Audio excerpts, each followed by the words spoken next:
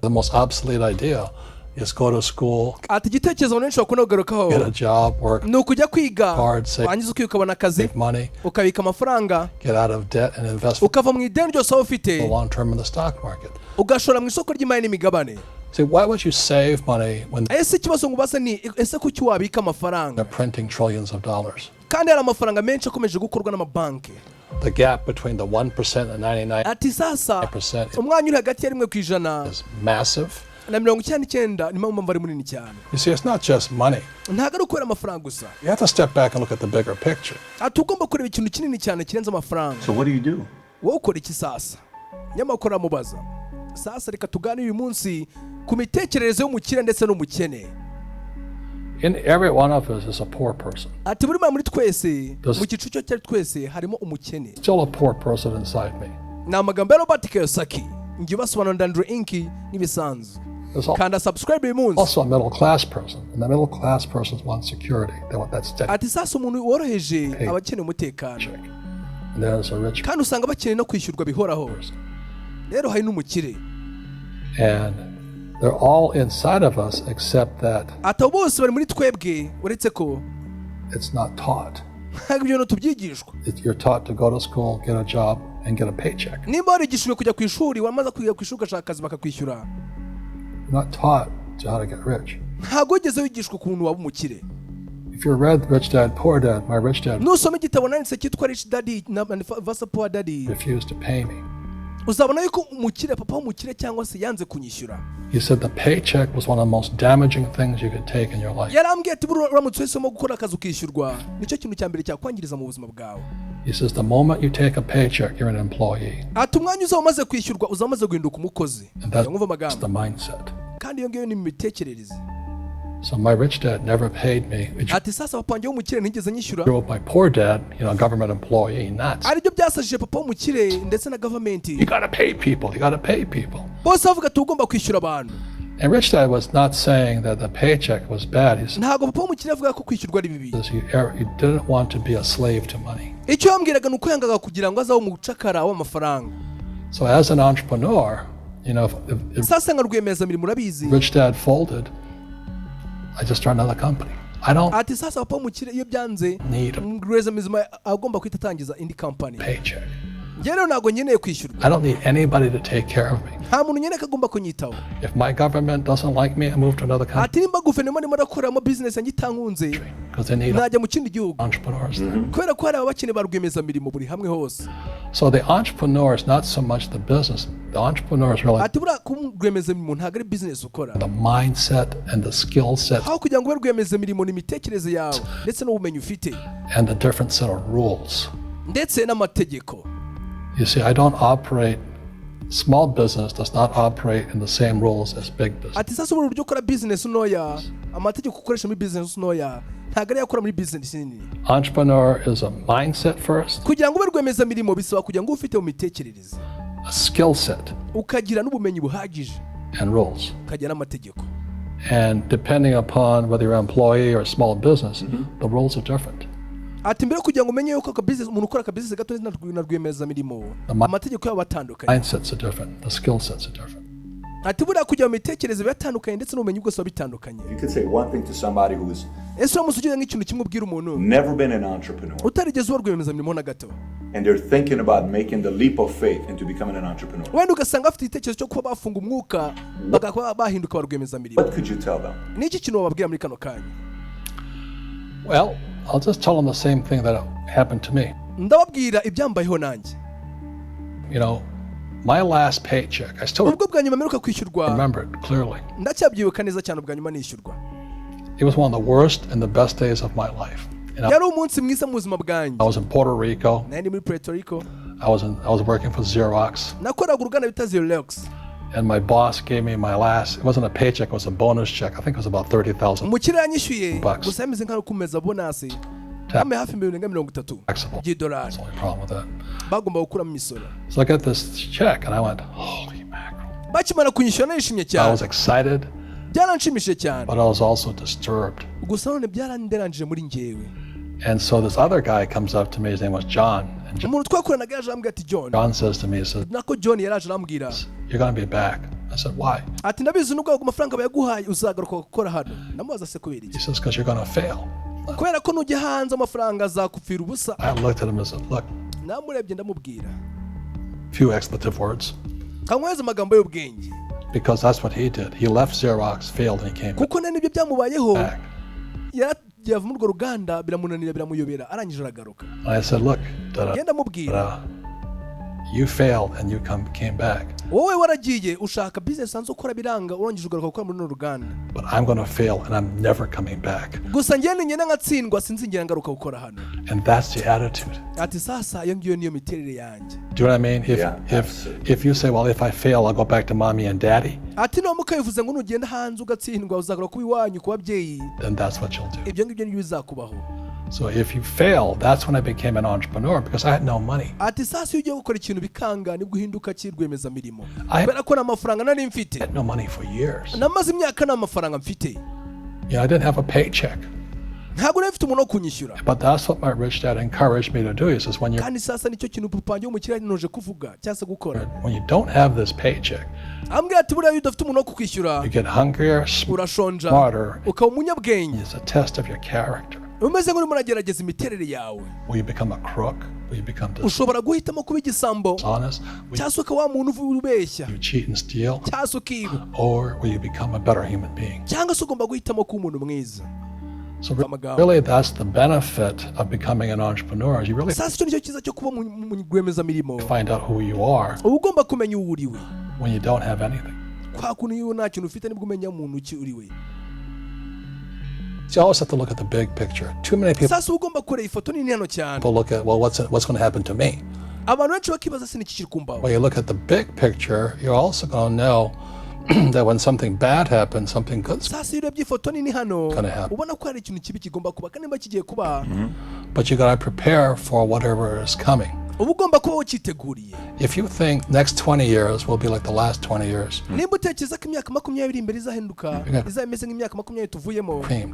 You know, when you and I go to the supermarket and we buy a sasa nk'urugero ujye nko ku isoko carton of milk, ugiye kugura nk'ikarito y'amata, we always check for the expiration date. buri gihe iteka ryose duhora tureba ya matariki amata azarangirizaho garanti. But most people do not check for the expiration date on their brains. gusa abantu benshi hano hanze usanga badashobora kuba bari ubwonko bwabo ngo barebe igihe buzarangirira. Instead of get out of debt, I get into debt. njyewe kugira ngo buramve mu madeni ahubwo nyajyamo mva amagambo. I just refinanced 300 million in debt. ati mfite amadeni arenga miliyoni 300. I went from 5% to 2.5% interest. I made a fortune. ati navuye kuri 5% mu nyungu. Every kuri amafaranga ngura menshi cyane. month, more money comes in because my ati buri kwezi muninje amafaranga menshi. cost of money has gone down. kubera yuko igiciro cy'amafaranga kuri njye cyagiye hasi. So while some financial experts are saying get out of debt, ati abantu basasa bajyana n'ibijyanye n'amafaranga mu gihe bakugira ngo uva mu ideni. I'm saying learn how to use debt. ahubwo njye ngira abantu inama kumenya uko bakoresha ideni. So when I came back from in Vietnam in atubwo navuga ku mu gisirikare mu Vietnam January 73, mu kwa mbere 73. first thing my rich dad said to me was go to ati ikintu cya mbere papa njye umukire yambwiye school to learn how to invest in real estate. yarambwiye ngo ujya ku ishuri maze wige kuntu watangira gushora amafaranga yawe. Real estate, it was how to use debt and taxes. ati sasa real estate cyangwa se niko kuntu ugenda ukagura amazu ukongera ukayagurisha. Debt nemeze nko kwiga gukoresha and taxes ideni ndetse n'imisoro. make the rich richer. ati buri ideni n'imisoro bituma umukire akira cyane. Debt and taxes make the poor and middle class poor. gusa nanone imideni n'imisoro bigatuma wa mukene woroheje agomeza muri urwo rwego. So all the rich guys who are doctors and lawyers or ati abakire benshi b'abavoka cyangwa se abadogiteri, those guys, they're getting creamed and they don't know why. usanga bishimye cyane gusa ntabwo bazi impamvu. Doctors are getting creamed. Oh yeah, ati se ni they're gute. making more money, but the ati abadogiteri buriya n'abavoka bakora amafaranga menshi cyane take home is less. gusa ugasanga barajyana mu rugo amafaranga make. My doctor just yelled at me. hari umuganga mfite urimo yishimye cyane. I finally made $1 million. arimo arambwira ati bwa nyuma nakora $1,000,000 ni amafaranga menshi cyane. And I said, yeah, this was just 3 weeks ago. ati ni mu byumweru 3 bishize. And so I said, yeah, well, how much you pay in tax? He ndamubaza se uri kwishyura imisoro yangaye muri ayo mafaranga yose winjiye. says $750,000 in taxes. arambwira ati nishyura hafi 730 na bingahe.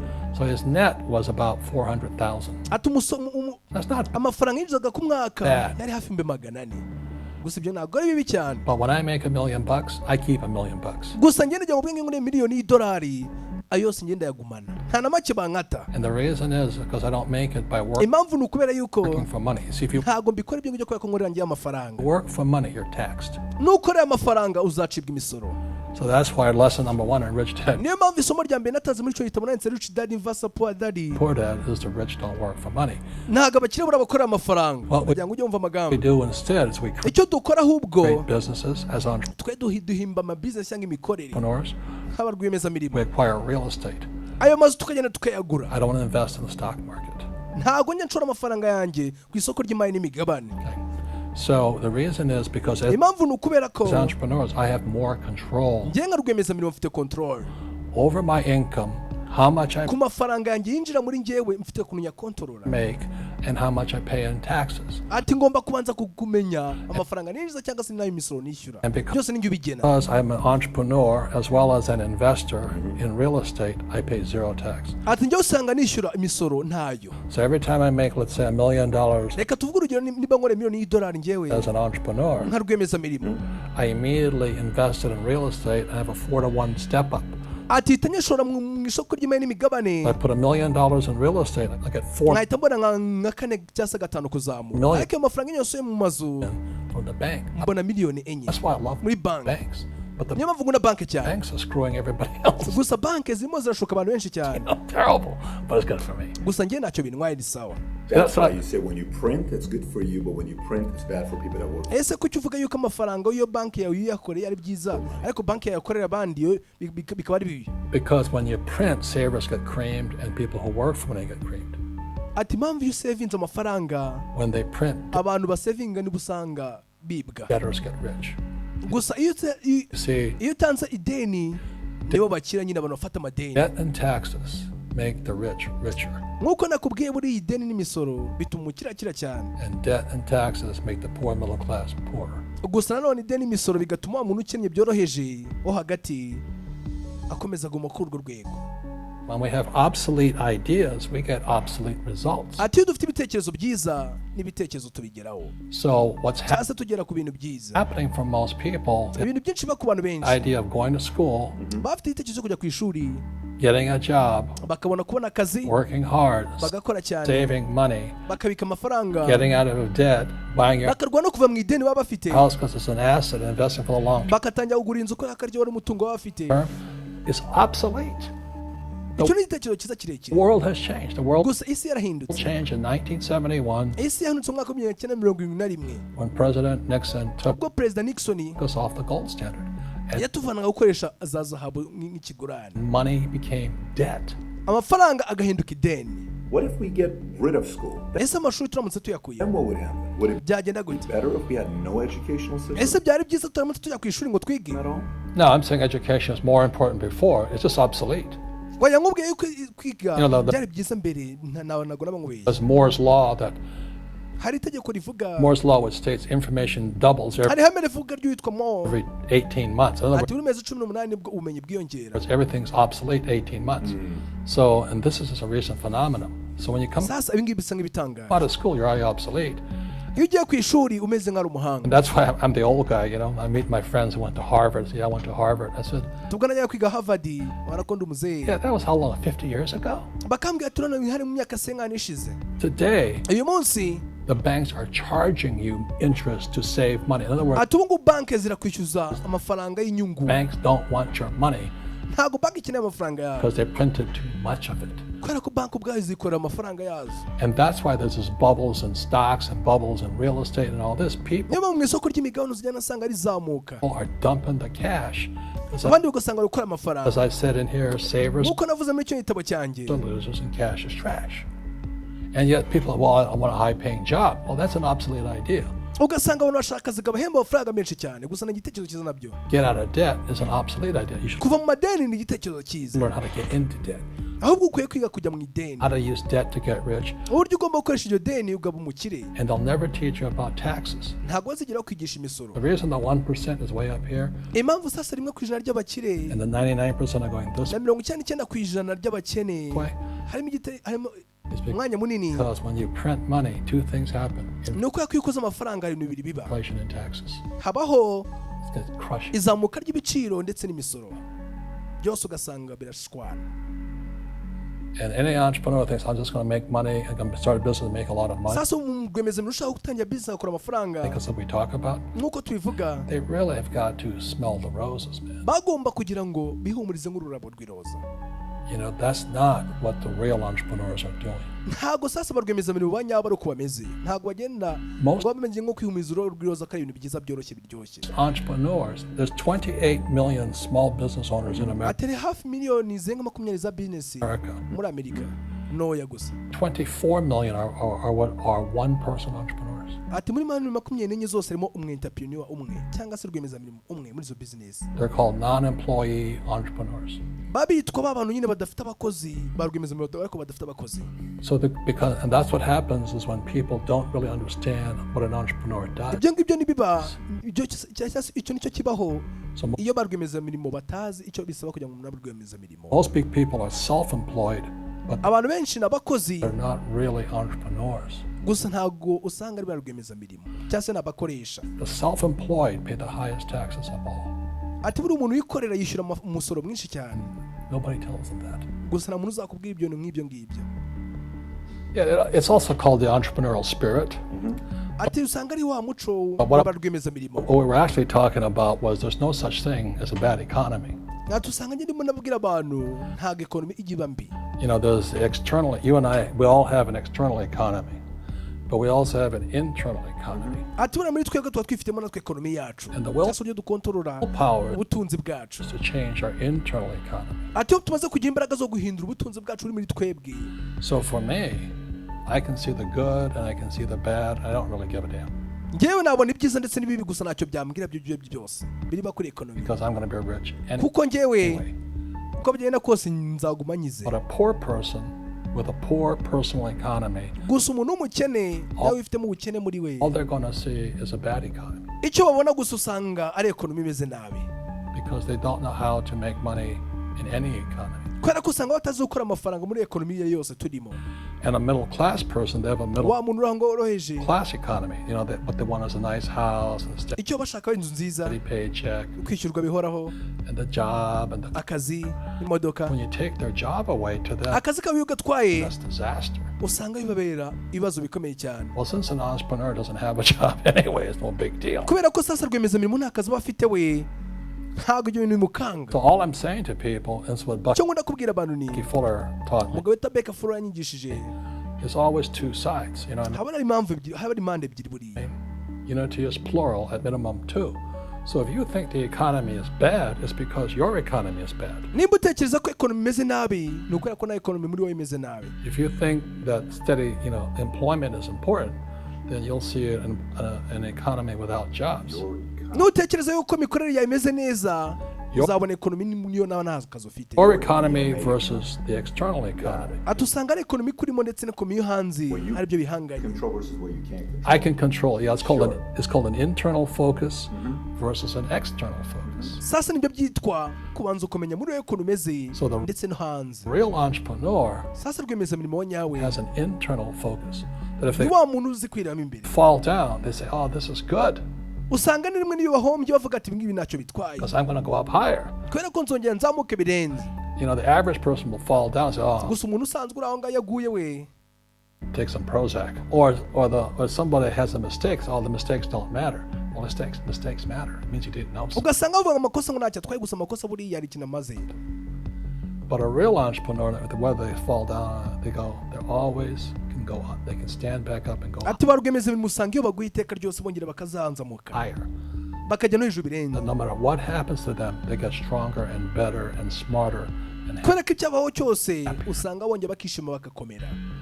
But a person with a weak internal mind is that they're so afraid of what happens, it generally happens. Like, you know, people who are afraid of losing their jobs, they generally lose their jobs. You know what I mean? Yeah. So everything you can comes through you. Yeah, so the entrepreneur first job is to control inside here, not outside there. The moment you take that paycheck, you're an employee. You've got to be stronger than that. ugomba kuruta ibyo ngibyo. It's about inside control. Bijyanye no gukontorora muri wowe. ANDREInC kanda subscribe nze tureba nagakurikira.